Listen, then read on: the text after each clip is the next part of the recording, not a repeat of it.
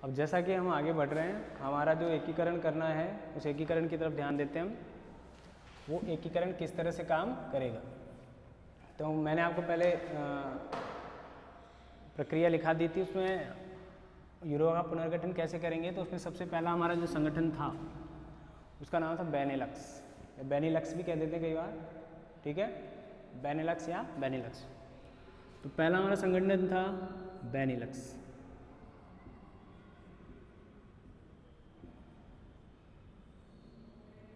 ठीक है,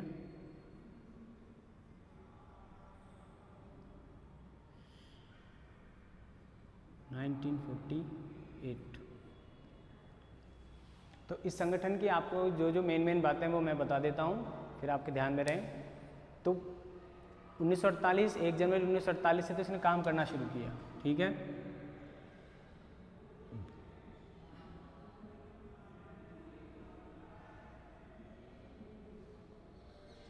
याद रखें। लेकिन अब ऐसा नहीं है कि एकदम से इस संगठन की स्थापना हुई और यह संगठन एकदम से काम करने लगा।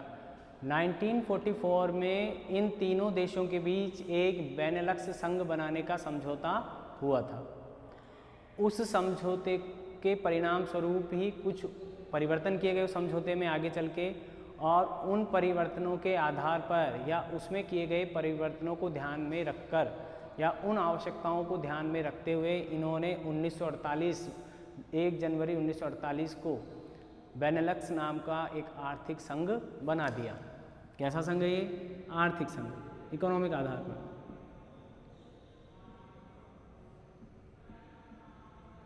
ठीक है, 1944 में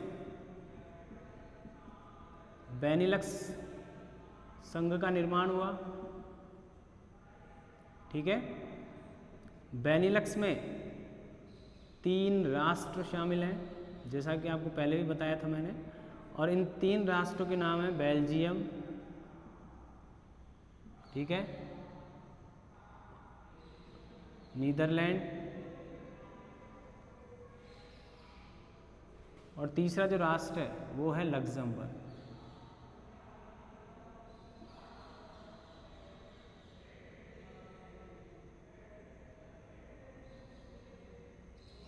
लक्जमबर्ग, ठीक है, ये तीनों राष्ट्र हैं और इन 3 राष्ट्रों के शुरुआत के नाम के लेटर लेकर ये संघ बना दिया गया। संघ कैसा है? आर्थिक संगठन है। ठीक है, तो इन 3 राष्ट्रों ने यूरोप के, ये दूसरी बात देख लें, यह है एकीकरण का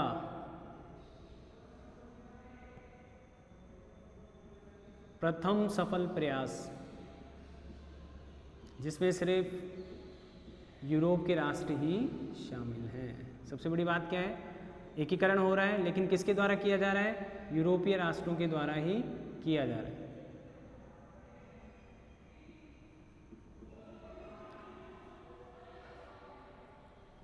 ये तीनों राष्ट्र आपस में जुड़े हुए हैं आर्थिक हितों को लेकर, आर्थिक उद्देश्यों की प्राप्ति करने के लिए। तो पहली बात तो ये मोटी मोटी बात ही आ गई कि कब हुआ? 1948 में, जनवरी 1948।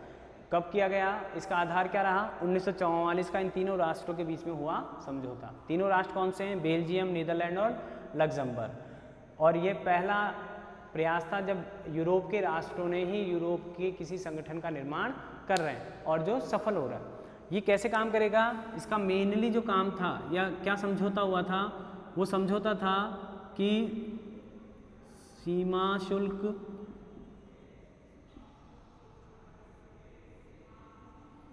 वाणिज्य और इन तीनों राष्ट्रों के बीच जो अंतर्राष्ट्रीय व्यापार होगा, अंतर्राष्ट्रीय व्यापार को सुगम बनाना, सुगम बनाना। क्योंकि मैंने पहले ही बताया ये एक सीमा शुल्क संबंधी समझौता रहा है, और उस समझौते में क्या ध्यान रखना है कि ये किस तरह से ये काम करेगा। ये अपने सीमा शुल्कों का पुनर्निर्धारण करेंगे, वाणिज्य को लेकर नई नीतियों का निर्माण करेंगे, और अंतर्राष्ट्रीय व्यापार इन तीनों राष्ट्रों के बीच में जो होने वाला है उसके लिए क्या क्या प्रयास किए जा सकते हैं या किस तरह से उसे प्रभावी बनाया जा सकता है, इसके बारे में प्रयास किए जाएंगे। तो ये काम था इनका। अगर मैं यहाँ लिख दूँ इसका कार्य या उद्देश्य था, ऑब्जेक्टिव थे इसके गोल्स।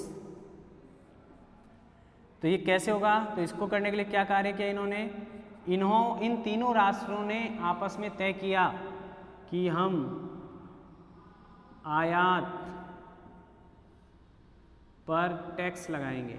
आयात पर क्या बढ़ा दिया इन्होंने? कर बढ़ा दिया। कर बढ़ा दिया, पहली बात तो ये की। कहाँ से होगा वो आयात?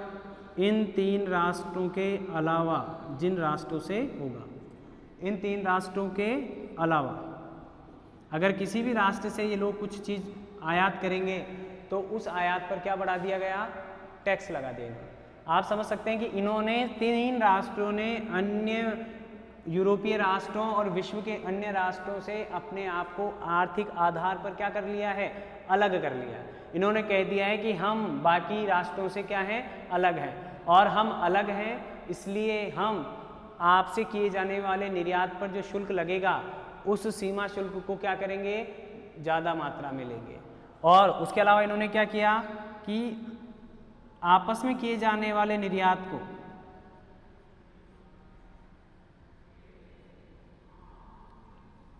ये तो बाहरी राष्ट्रों के लिए हो गया, लेकिन ये आपस में किए जाने वाले निर्यात को इन्होंने समाप्त कर दिया। निर्यात कर को क्या कर दिया?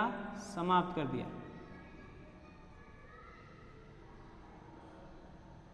निर्यात कर समाप्त कर दिया गया।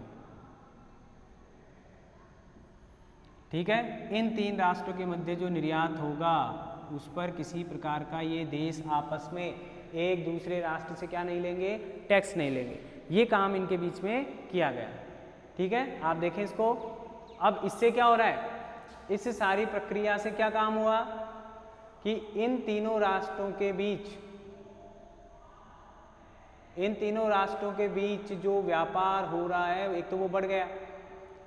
इन तीनों राष्ट्रों के बीच होने वाला व्यापार क्या हो गया?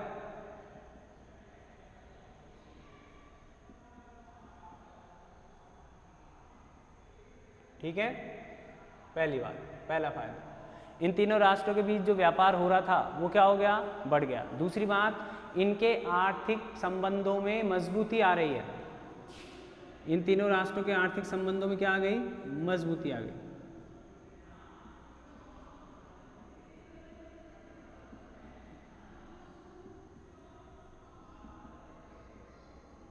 आर्थिक संबंधों में मजबूती आ गई। और तीसरी बात, इसका प्रभाव बाकी यूरोपीय राष्ट्रों पर भी पड़ा। इसका प्रभाव शेष यूरोपीय राष्ट्रों पर भी पड़ रहा है।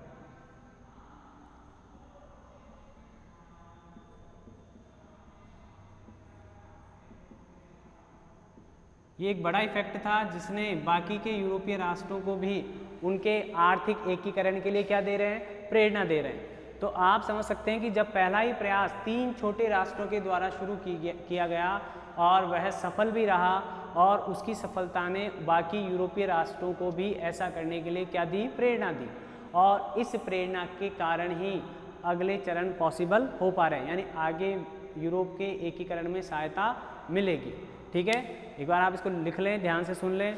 मैं मिटाने वाला हूँ, उससे पहले आप एक बार इसको नज़र से निकाल लें। ठीक है,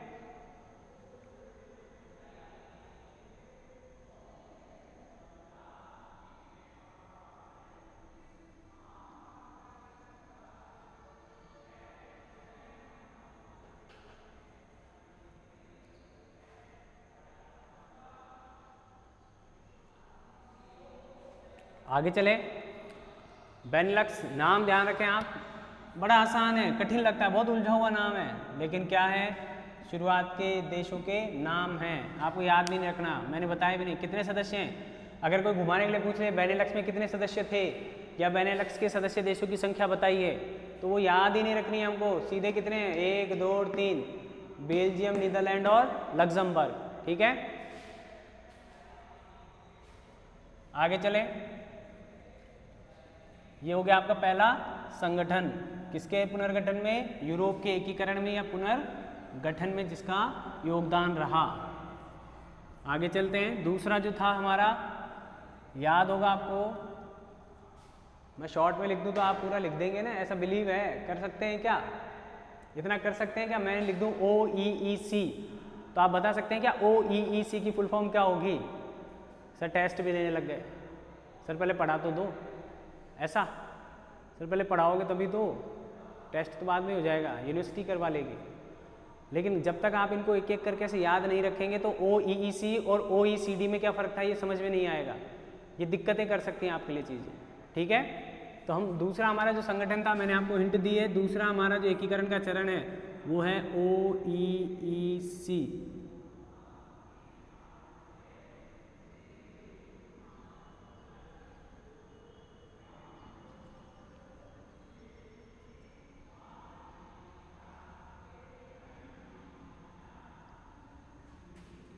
यूरोपियन इकोनॉमिक कोऑपरेशन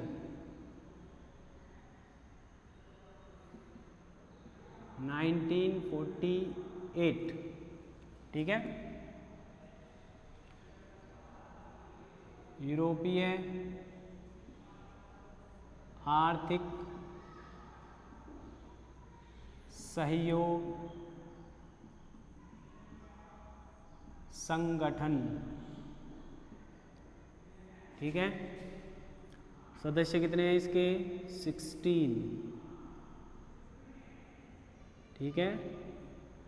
ये भी कैसा संगठन, ये ध्यान रखें आप, याद रखें, आपके माइंड में रहनी चाहिए बात। आर्थिक संगठन, कैसा संगठन है? आर्थिक, ठीक है। उद्देश्य क्या है? उद्देश्य है कि अंतर्राष्ट्रीय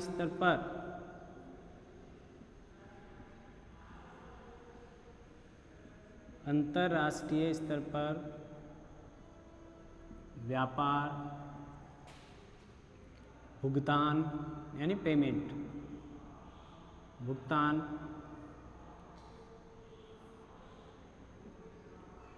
और श्रमिकों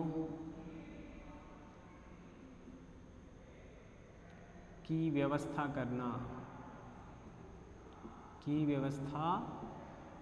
करना, ठीक है।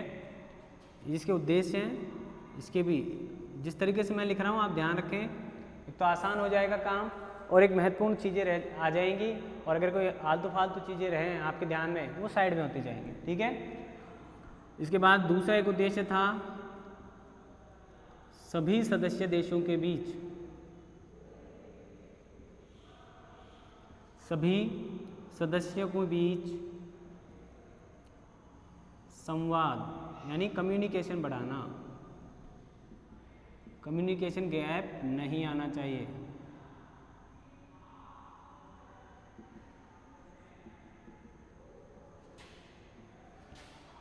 कम्युनिकेशन क्या करें? बढ़ाएं, आपस में ये क्या करें? संवाद करें, ठीक है। इसके अलावा ये जो संगठन है इसके लिए नीति निर्माण का भी काम करना, आगे की क्या योजना रहेगी, किस तरह से संगठन काम करेगा, इसके लिए नीति निर्माण का कार्य भी किया जाएगा, नीति निर्माण का कार्य किया जाना, जिसके मेनली क्या हैं? छोटे छोटे उद्देश्य हैं। आप ध्यान में रखें कि जितने भी संगठन हैं अंतर्राष्ट्रीय स्तर पर, वे अंतर्राष्ट्रीय स्तर पर तभी सर्वाइव कर पाते हैं जब उनका पहले आपस में किसी तरह का कोई असंवाद की स्थिति नहीं हो, यानी वे पहले अपने आर्थिक हितों को, आर्थिक संगठन है तो हम आर्थिक हितों की बात करेंगे, सबसे पहले वे अपने आर्थिक जो विवाद हैं उनको सुलझाएं।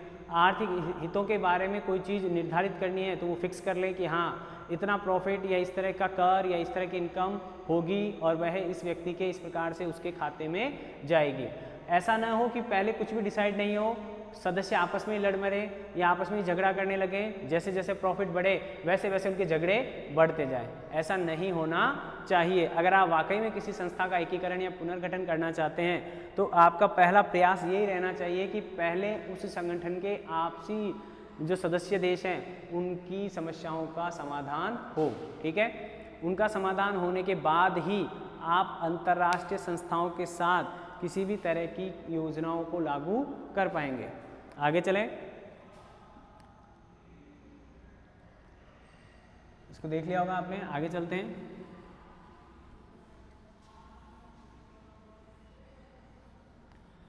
नाम फुल फॉर्म पूरी याद रखें बालकों, नहीं तो दिक्कत आ जाएगी। इसके अलावा इसका एक और कार्य था कि मार्शल योजना के तहत, मुख्य काम था ये, मार्शल योजना के अंतर्गत मिलने वाली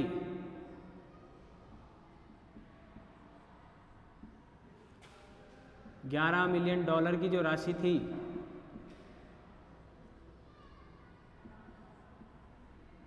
का उपयोग कैसे किया जाएगा, का उपयोग निर्धारित करना। ठीक है, ये एक अलग बात और है जिसके कारण हम इस संगठन की स्थापना को याद रखें। मार्शल योजना आपको मैंने बताई रखी है। 1948 से 1952 के दौरान मार्शल विदेश सचिव हैं अमेरिका के।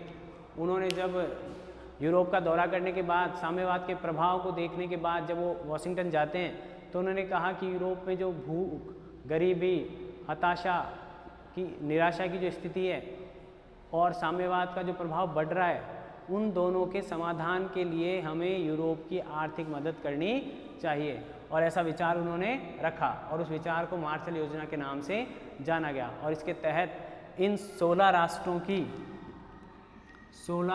की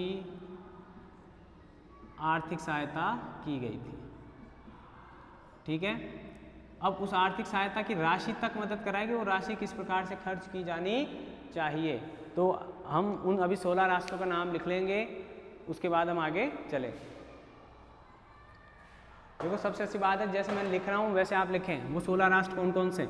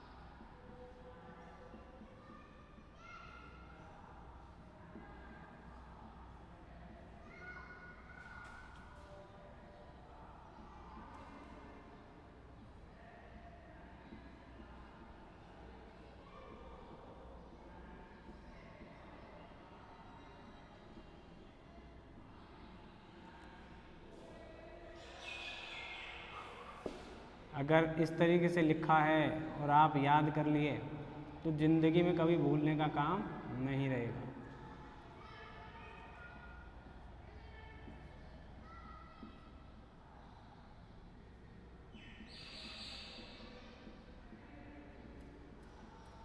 सोलह राष्ट्र, ये तो याद है आपको। ये हमने अभी बेनेलक्स ग्रुप के बनाए थे, याद रखें आप इसको। ये स्कैवेंडियन कंट्री मैंने बताई थी, उनमें से एक नहीं है यहाँ पर फिनलैंड। ठीक है, मैंने फिनलैंड भी लिखाई थी, वो यहाँ नहीं है। ठीक है, तो तीन, ये तीनों पैपे हैं, पैर है, एक ही बात है मेरे लिए। ठीक है, और ये बाकी तो हैं। तुर्की और ग्रीस तो आपको बार बार बताते ही रहते हैं, मार्शल योजना में इसका नाम मुख्यतः आता ही है। तो ये वे 16 राष्ट्र हैं जिनकी क्या की गई है, मार्शल योजना के तहत मदद की जा रही है। देख लें इनको और याद कर लें, ध्यान रख लें। बुक में नहीं मिलेंगे आपको, तो इसलिए एक बार सफाई से लिख लें, ध्यान से कर लें।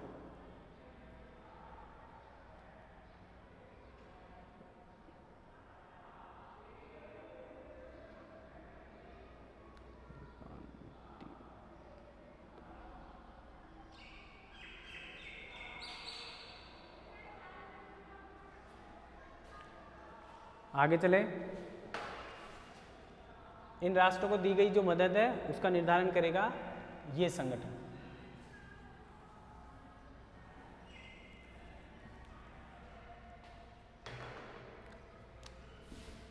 इसका हेड ऑफिस जो था वो पेरिस में। ये ध्यान रखना कि उसमें 2 देश और थे, ट्रिस्टे, ठीक है ना, वो ये भी एक राष्ट्र का नाम था उस समय। तो 18 मतलब मुख्य सदस्य 16 थे उसमें। मुख्यालय कहाँ इसका? पेरिस में। एक परिषद है, संगठनों की बात कर रहे हैं। इसके क्या क्या संगठन है इसके पास या कैसे काम करेगा ये, ठीक है। एक परिषद है, एक प्रबंधकीय बोर्ड है,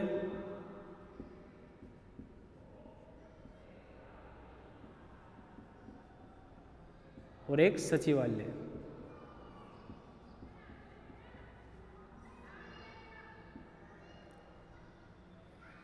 परिषद में 7 सदस्य हैं।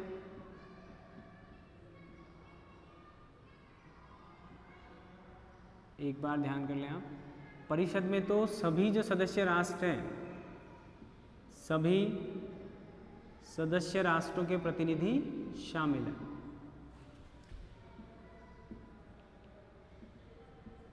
सभी सदस्य राष्ट्रों के प्रतिनिधि शामिल हैं। अगर आप बुक से पढ़ेंगे तो आपको टफ लगेगा। जिस तरीके से बात हो रही है वैसे अपने दिमाग में बैठा लें।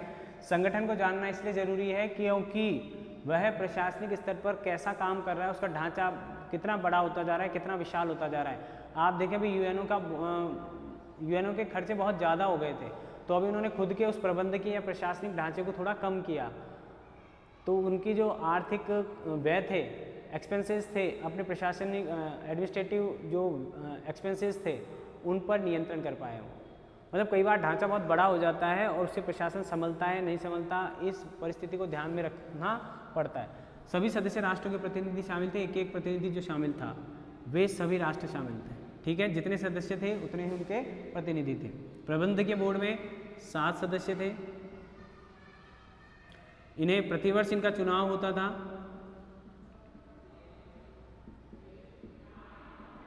ठीक है। और ये जो प्रबंधकीय बोर्ड है यह परिषद के प्रति जवाबदेह था, परिषद के प्रति जवाबदेह यानी जिम्मेदारी इसकी थी। सारी रिपोर्टिंग किसको करता था? ये परिषद को, परिषद के प्रति जवाबदेह था, ठीक है। अब इसका क्या काम था? इसके 3 और संगठन बना रखे हैं नीचे इसके लिए। एक तो यूरोपियन भुगतान संघ, एक यूरोपीय वाणिज्य संघ, ठीक है। एक बना रखा है यूरोपीय उत्पादकता संघ, इसको तो आगे पढ़ेंगे हम, उत्पादकता संघ। इन तीनों संघों के कार्यों का सुपरविजन करता था प्रबंधकीय बोर्ड।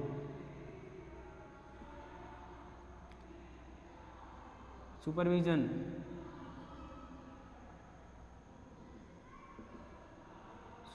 करता था। अब आप सोच रहे होंगे साहब इसकी हिंदी क्यों नहीं लिखी आपने, हिंदी आती है कि नहीं आती है, कई बार डाउट भी आते हैं। मैंने आपको टाइम दिया है, आप थोड़ा टाइम देखें सुपरविजन की हिंदी क्या होती है, मैं तो लिखूंगा फिर। तो सुपरविजन करने के लिए लोग काम करते थे।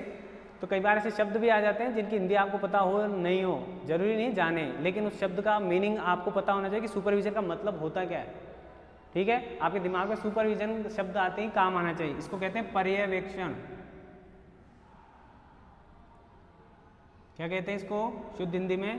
पर्यवेक्षण, सुपरविजन। तो पर्यवेक्षण का काम करता था, दूर से ही निरीक्षण करता था कि किस तरह का काम हो रहा है, नहीं हो रहा, उचित हो रहा है, अनुचित हो रहा है, क्या मैं सुझाव दे सकता हूँ, किस तरह से मैं इसको प्रभावी बनाने के लिए और काम कर सकता हूँ। तो ये जो था प्रबंधकीय बोर्ड 7 सदस्यों वाला, ये इन तीनों संगठनों के कार्यों पर क्या रखता था? नजर रखता था। और इसकी रिपोर्ट किसको देता था? परिषद को देता था। तो इसलिए ये प्रभावी रूप से काम कर पा रहा है। एक इसका था सचिवालय, ठीक है। इसमें भी लगभग 600 सदस्य थे जो निर्वाचित होते थे। ठीक है, लेकिन ये इतने प्रभावी नहीं थे। ये तो कार्य को सचिवालय का मतलब आप समझ गए, जितने भी रिपोर्टिंग्स आती हैं, जितने भी अधिकारी कर्मचारियों से संबंधित उनके कार्यालय है, ये सब बड़े चीज़ें यहाँ पाई जाती थी। और इसमें 600 सदस्य थे। ये 600 सदस्य इसके कार्य को बढ़ावा देने का में सहयोग करते थे। इसके बाद हम आगे देखेंगे जो हमारा अगला था। वैसे तो मैंने आपको इसके क्रम से बता दिया था, उस क्रम को हम राजनीतिक में देखेंगे। पहले तो यूरोपीय काउंसिल जो है, ठीक है, उससे पहले हम यूरोपीय भुगतान संघ की बात करेंगे। यूरोपीय भुगतान संघ देखो जैसा कि इसके नाम में ही है, भुगतान करने के लिए बना है। और मैंने पहले ही फिर इसका उद्देश्य आपको बता रखा था। उस